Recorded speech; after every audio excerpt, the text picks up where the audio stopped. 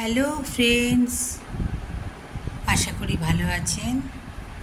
এই গিফটগুলো ভিলাই থেকে ছোট মাসি কুরিয়ারে পাঠিয়েছে। পুজোর গিফট, শাড়ি,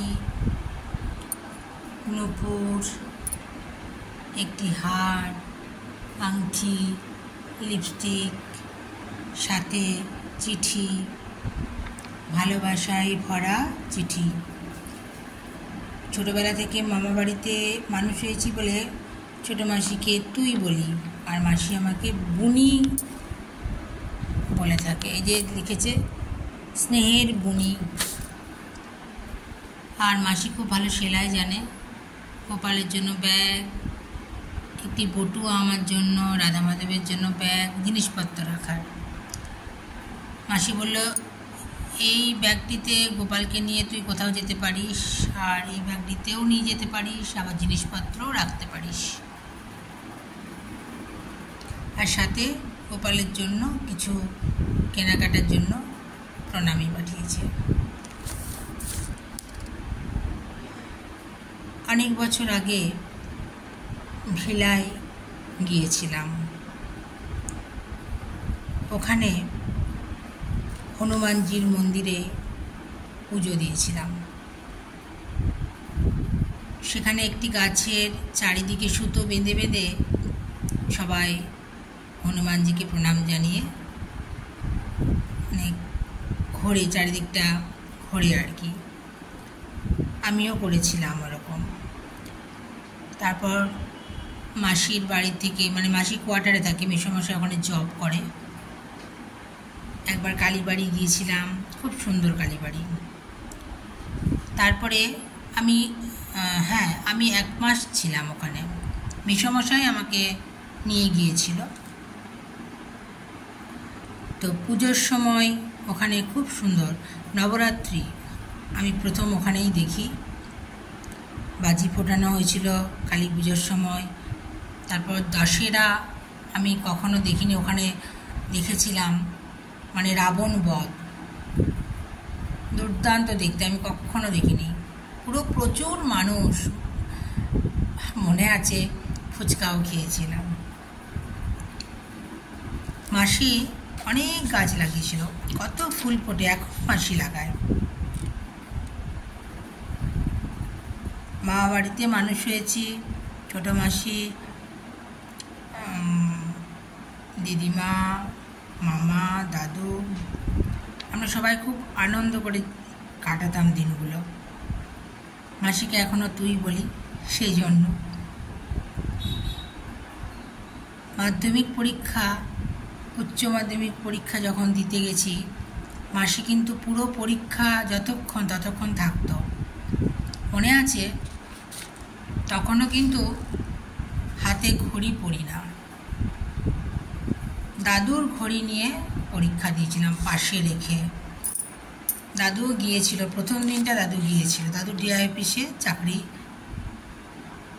করতেন।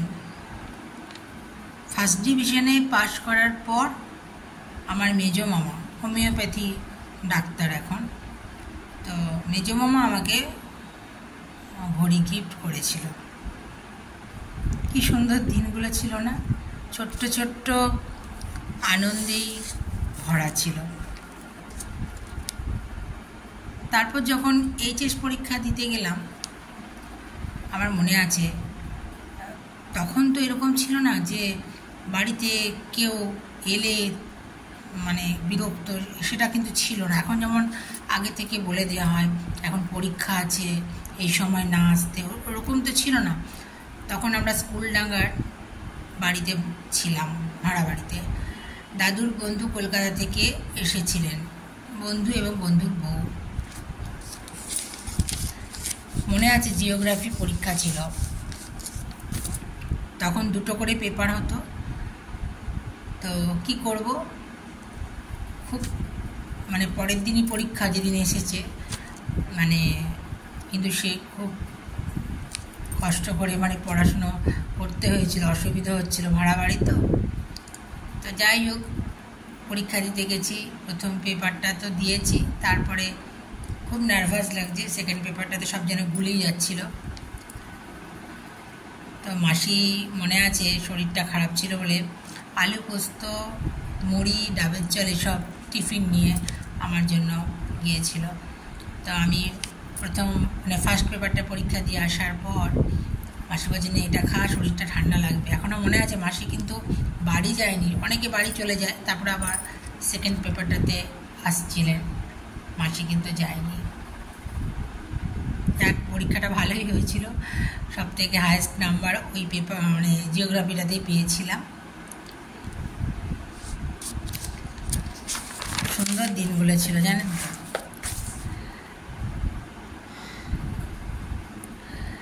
তারপর সারদামণি কলেজে এইচএসটার পর খ্রিস্টান কলেজে ভর্তি হলাম। সেকেন্ড ইয়ারেই মাসির বিয়ে হয়ে গিয়েছিল, খুব একা হয়ে গিয়েছিলাম। তখন আর মামা বাড়িতে থাকতাম না, বলতে সব আমাদের বিয়ে হয়ে গেল, যে যার নিজের নিজের জায়গায় থাকতো। মেজো মামা বাঁকুড়ায়, বড় মামা বিষ্ণুপুরে, আর ছোট মামা দেশের বাড়িতে। আর দাদু তো মেজো মামার কাছেও থাকতো, ছোট মামার কাছেও থাকতো। তখন তো এবার দাদু তো রিটায়ারমেন্ট, তাহলে এবারে যেখানে ইচ্ছে হতো সেখানেই থাকতো। দিদিমাও তাই। আমি মেসে চলে গেলাম, হোস্টেলে তখন দুটো করে সিট ডিস্টেন্স দেখে দেওয়া হতো। তো আমি তখন মেসে ছিলাম। আমরা প্রথমে সিটপুকুর লেনে ছিলাম বেশ কয়েকজন মেয়ে। তারপর আমরা প্রফেসর কলোনিতে এলাম, ওখান থেকে খ্রিস্টান কলেজটা কাছে। আর তার আগে আর একটা মেসে ছিলাম, তারপর খ্রিস্টান কলেজে প্রফেসর কলোনিতে এসেছিলাম। খুব সুন্দর দিনগুলো ছিল সত্যিই, বারবার এই জন্যই বলছি খুব সুন্দর দিনগুলো ছিল, সত্যিই সুন্দর ছিল। যখন মামা বাড়িতে আমি থাকতাম, তখন আমরা একসাথে মামা, মাসি, দাদু, দিদা, এত সুন্দর ছিল। রবিবারে তো মাংস হবে এরকম ছিল। আর ছোট মামা আবার আমতামোড়া পান নিয়ে আসতো, এরকম মিষ্টি মিষ্টি দিনগুলো। তারপর দাদু তো সবসময় রেডিও শুনতেন, গান দাদুর খুব প্রিয় ছিল। নিউজ পেপার এলে আগে আমরা হাত দিতে পারতাম না, আগে দাদু পড়তেন, তারপর আমরা হাত দিতে পাবো, এরকম ছিল আর কি ব্যাপারটা।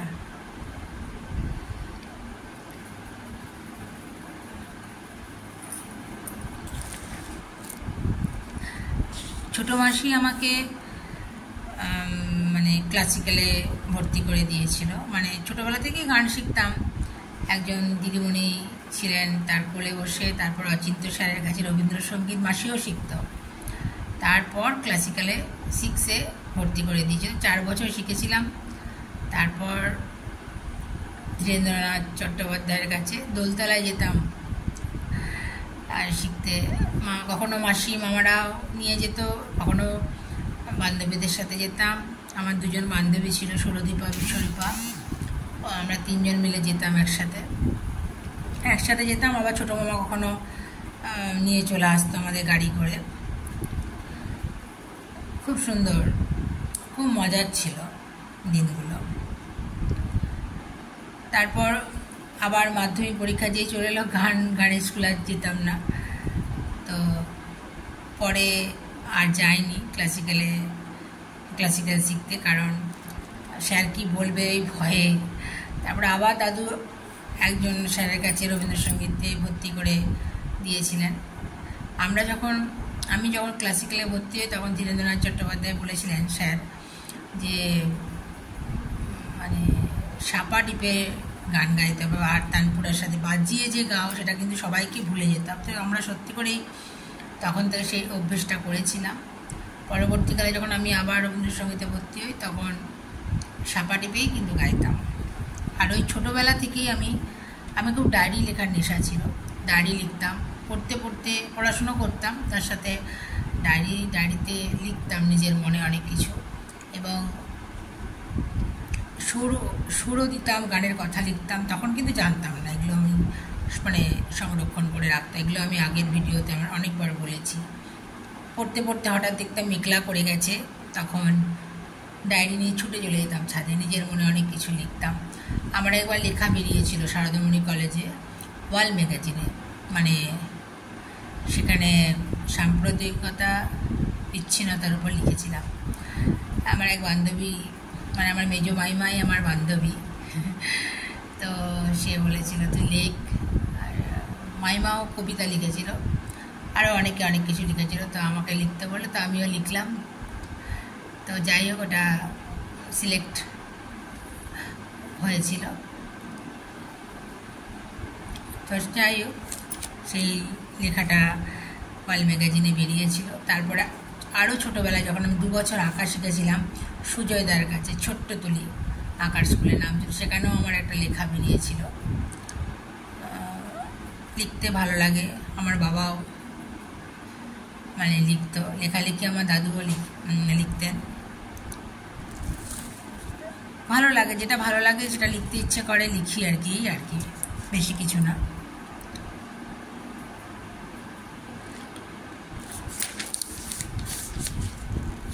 তারপর খ্রিস্টান কলেজ যখন পড়তাম তখন অনেক সময় অনার্সের ক্লাস হয়ে গেল, তারপর পাস কোর্সের ক্লাস আছে, মাঝখানে হয়তো আর মানে ক্লাস নেই, পরে আছে, অনেক পরে পাস কোর্সের ক্লাসগুলো আছে। তখন কি করতাম, কলেজের মাঠে আড্ডা না দিয়ে চলে যেতাম মেজমামার বাড়ি। সেখানে মেজমামার অনেক গানের ক্যাসেটের কালেকশন থাকতো, তো আমি গানগুলো শুনতাম, লিখতাম, তুলতাম, এরকম আর কি। মানে এগুলো একটা নেশার মতো ছিল। আমি যখন মায়ের কাছেও যেতাম, মানে মেস থেকে মা যেখানে চাকরি করতো সেখানে যখন যেতাম, সেখানেও আমি মানে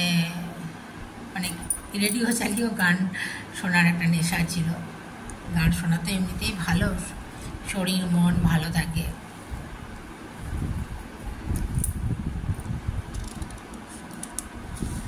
তারপর খ্রিস্টান কলেজ থেকে চলে গেলাম বর্ধমান ইউনিভার্সিটি।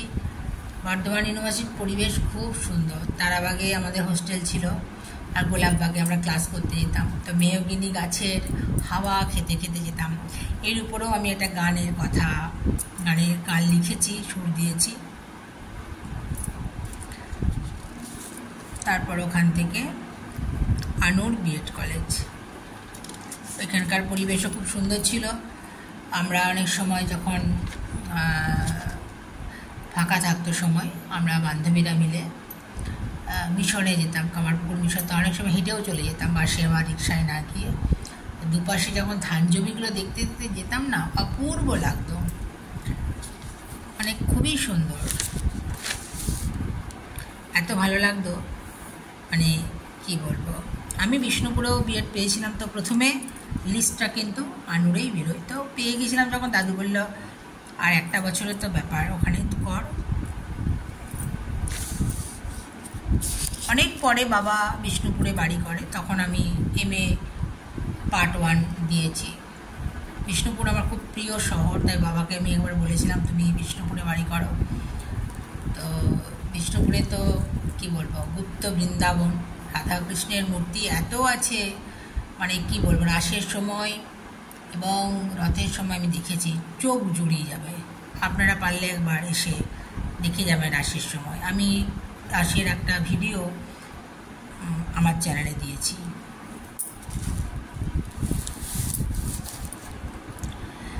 এখানে পুজোর সময় প্রোগ্রাম হয়, তো সেখানে আমি একবার আশিস বরণ সামন্ত স্যারের গানের কথায় সুর দিয়েছিলাম, সেই গান গিয়েছিলাম, সবাই খুব ভালো বলেছিল। আবার আগের বছর আমি নিজের লেখা নিজের সুর দিয়েছিলাম, গলাটা একটু ধরে গেছিল, তবুও গানের কথাগুলো ভালো এবং সুরটা ভালো বলে বিষ্ণুপুর ঘরানা থেকে অনেকে এসেছিলেন, তারা খুব এসে প্রশংসা করে গিয়েছিলেন। এগুলো সব আমার রাধা মাধবের আশীর্বাদ, নিজে কিছুই করি না, রাধা মাধবের কৃপাতেই সব কিছু হয়, এটুকু আমি একদম সত্যি কথা বলছি। এবারেও পাড়ার কাকুরা বলেছে যে গান গাইবে তুমি, তো আমি এবারে বলেছি ভজন গাইব। ভজন আমি নিজের লেখা নিজের সুরেই গাইব। এই যে মানুষের ভালো লাগছে, এটাই আমার বড় প্রাপ্তি। আপনারাও শোনেন, এটাও আমার কাছে বিরাট পাওয়া। রাধা মাধব তো আপনাদেরও খুব প্রিয়, আর আপনারা পাশে আছেন বলে একটু একটু করে এগোচ্ছি, এই আর কি। কারো খারাপ চায় না, কারোর ক্ষতি চায় না, কাউকে কখনো ঠকায়নি, এটুকু আমি বলতে পারি। সৎ পথে আছি, মানুষের ভালো করি, খারাপ করি না। কারোর ভালো দেখলে ভালো লাগে, হিংসে হয় না। নিজে কিছু করব এটা সবসময় মনের মধ্যে থাকে।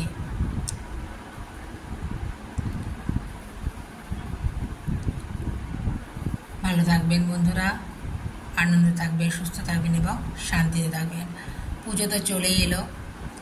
আজকে ইভিনিং ওয়াকে বেরিয়েছিলাম, আসার পথে পাড়ার বৌদিরা ধরলো আমাকে, কি চলে যাচ্ছ, আমাদের মিটিং হচ্ছে, তুমি গ্রুপটা ফলো করো না। আমাদের একটা পুজো কমিটির গ্রুপ আছে। তারপর এত ভালোবেসে বললো যে না গিয়ে পারলাম না। আমাদের যেখানে মা দুর্গা স্থাপন করা হয় সেখানে সবাই মিলে একটা মিটিং হয়েছিল সন্ধ্যাবেলায়, একটু বসলাম, তারপর চলে এলাম। রাধা মাধবের সেবা আছে, তো একটুখানি ওই যে ছিলাম, বৌদি কাকিমাদের ভালোবাসা স্নেহ নিয়েই ঘরে এলাম। এটুকুই তো থাকবে, তাই না? এটাই বিরাট বড় পাওয়া ভগবানের কাছ থেকে, আর কি চাই, তাই না? শুভরাত্রি বন্ধুরা। অনেক কিছু বলে ফেললাম, অগোছালোভাবে বললাম, গুছিয়ে নেবেন একটু, এটুকুই আমার অনুরোধ।